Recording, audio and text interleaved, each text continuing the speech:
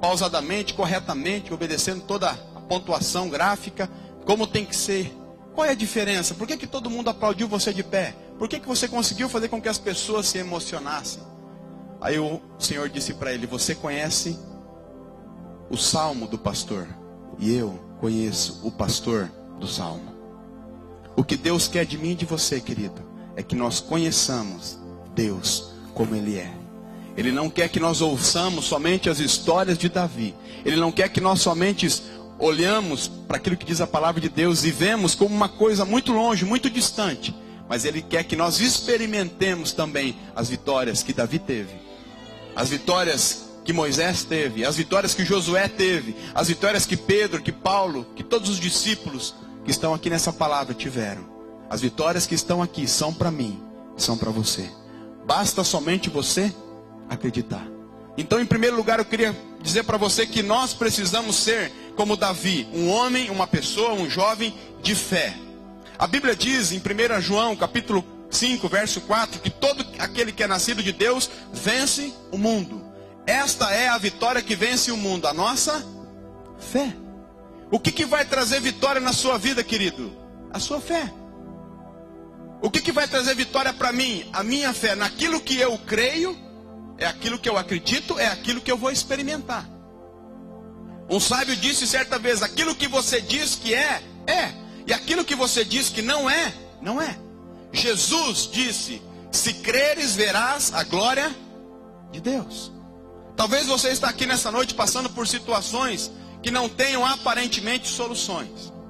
Talvez existem sobre a sua vida algumas pressões que você por você mesmo não tem como resolver. Mas eu quero dizer para você nessa noite que aquele que resolve os problemas, as dificuldades, as tribulações está aqui nessa noite. E o nome dele é Jesus Cristo de Nazaré. Basta você acreditar, basta você crer. Smith Wigglesworth diz assim: é melhor morrer crendo do que viver duvidando. Nós estamos rodeados de pessoas hoje em dia que não creem em nada, não acreditam em nada. Pessoas pessimistas, até mesmo dentro da igreja. Você fala: irmão, vamos orar, vamos fazer isso, porque Deus está nos direcionando para isso. Fala: pastor, mas não é bem assim, as coisas não são bem assim como o senhor está achando.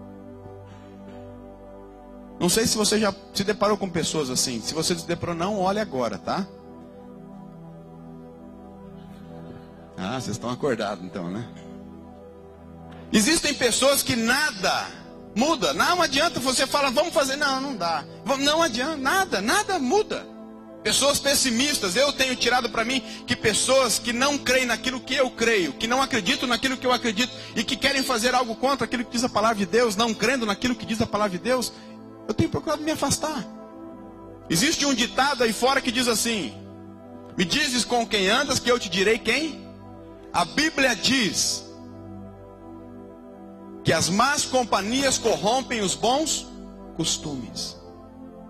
Então eu quero incentivar você nessa noite: tenha fé, mas se aproxime de pessoas que tenham e creiam naquilo que você crê. Quando compartilhar um sonho com você, fala: irmão, vamos orar que Deus vai fazer isso acontecer. Quando as pessoas compartilharem algo que Deus está compartilhando com elas, incentive as pessoas. Irmão, não seja pessoas que só pensam o contrário, que não acreditam em nada, que eu acho que nada vai dar certo, porque o mundo está cheio de pessoas assim. A igreja não precisa ser como o mundo é, não deve ser como o mundo é. A igreja tem que ser diferente. A igreja tem que ser e ter uma palavra de ânimo para as pessoas. Foi isso que Davi disse para Saul, falou: rei, não fique temeroso e não permita que ninguém fique temeroso por causa desse gigante. Porque esse gigante vai ser como um leão que eu matei. Esse gigante aí vai ser como um urso que eu matei. Vai ser mais um na minha carreira. Paulo, quando estava se aposentando, ou estava próximo de deixar o seu ministério, ele disse para Timóteo: combati o bom combate, acabei a carreira e guardei a fé. Você jamais pode deixar a sua fé de lado. Um homem só deixa de viver quando ele troca os seus sonhos por lamentos. Então não troque os seus sonhos por lamentos. Eu creio que Deus tem sonhos maravilhosos para a sua vida aqui nessa noite, amém?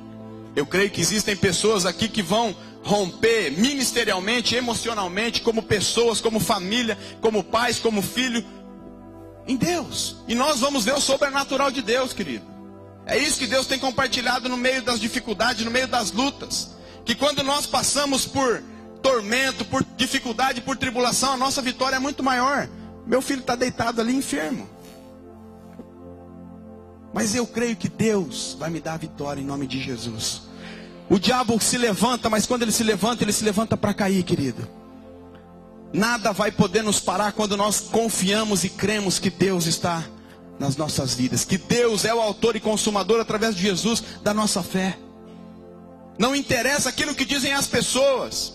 Quando Davi chegou para perguntar o que aconteceria, o que estava acontecendo com o povo de Israel e o povo dos filisteus, os irmãos dele: o que você está fazendo aqui? Quem é você? Você não passa de um pastor de ovelhas. Vai voltar lá para o teu rebanho, cuidar do teu rebanho. O que você acha que você é? Qual que é a tua experiência em guerra? Quando nós decidimos lutar, querido, as pessoas se levantam para nos desanimar. E não se surpreenda que aqueles que se levantam para desanimar você não estejam dentro da sua própria casa. As primeiras pessoas a desanimar-nos são aqueles que moram dentro da nossa própria casa. E diz: você está maluco, você está louco, não é bem assim, as coisas não funcionam dessa maneira. Lembra do Salmo? Lembra do pastor do Salmo? Porque eles conhecem o Salmo do pastor, mas nós precisamos conhecer o pastor do Salmo, Jesus Cristo. Nós precisamos provar as vitórias em meio às batalhas, querido. Vitória só vem de batalha. Se não tem luta, se não tem guerra, se não tem batalha, não tem vitória. E eu tenho certeza que a vitória que vence o mundo, como diz a Bíblia, é a nossa fé. E as nossas vitórias vão ser muito maiores do que nós experimentamos ontem. A sua vitória será maior do que você experimentou ontem, se você crer. Portanto, seja um homem, seja uma mulher, seja um jovem, uma criança de fé. A fé vai nos trazer a vitória. Jesus disse lá em Marcos capítulo 9, verso 23. Se podes, tudo é possível ao que crê. Portanto, creia, tenha fé, acredite que Deus vai dar a vitória para você. Não importa aquilo que as pessoas dizem. Não importa aquilo que os outros dizem que não vai dar certo. Importa aquilo que diz a palavra de Deus. E a Bíblia diz que a vitória que vence o mundo é a nossa fé. Creia, acredite, e você vai ser um vencedor de gigantes na sua vida todos os dias. Segundo, seja ousado. Nós precisamos ser ousados, querido. Davi tinha 15 anos, mais ou menos. Era um adolescente, nunca lutou com ninguém. Mas Davi era ousado, ele tinha ousadia dentro dele. O que Paulo escreve lá para Timóteo diz? Deus não nos deu um espírito de temor, mas de ousadia, de coragem, de moderação. A igreja está vivendo uma nova fase, um novo período dentro da sociedade. Agora ela só vai conquistar aquilo que Deus tem quando ela ousar em Deus. É Deus que vai capacitar você, mas quem tem que dar o passo e ver o mar se abrir é você, querido. Se Davi não se levanta para matar o Golias, talvez Golias teria destruído o exército de Israel.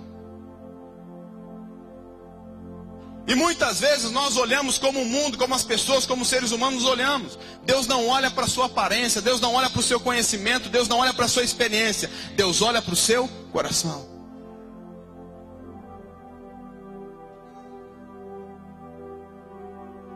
Por isso que muitas das vezes nós vemos pessoas sendo usadas por Deus com ousadia, com poder, com intrepidez, porque eles ousaram.